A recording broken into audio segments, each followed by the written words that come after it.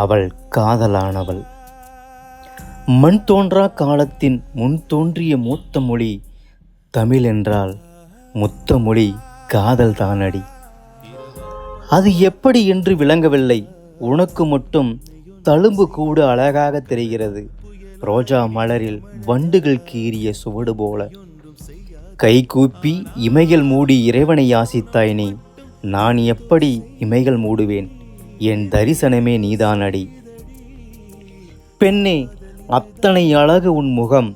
நீ இதழை விரித்து புன்னகை சிந்தினாய்.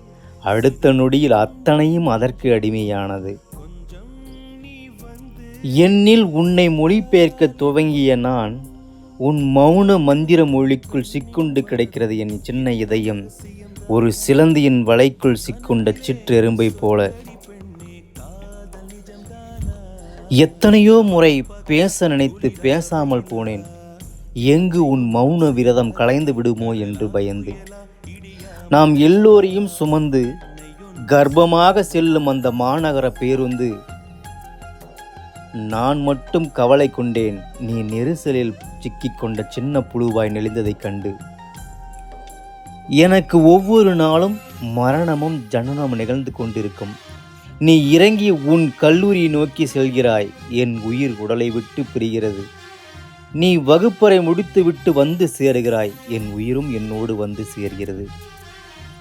நீ உன் தோழிகளிடம் சிரித்து பேசுகிறாய்.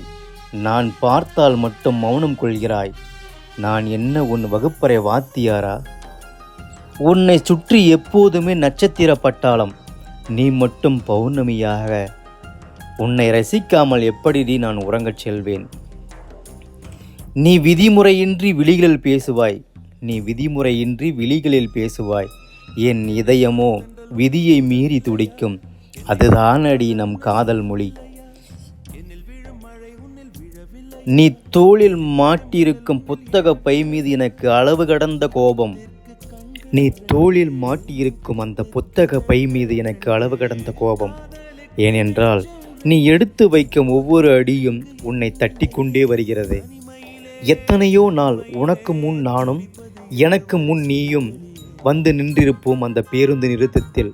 ஆனால் நீ வராத நாட்களில் என் உடல் மட்டும் நின்றிருக்கும். என் உயிரோ நீ வரும் தெருவில் நின்றிருக்கும் உன்னை வரவேற்க. உனக்கு நிலா என்று பெயர் வைத்திருக்கலாம். ஏனென்றால் நீ பேசும் அழகை ரசித்ததை விட உன் மௌனத்தை தான் நான் அதிகம் ரசித்திருக்கிறேன். காதல் தொடரும். நன்றி, வணக்கம்.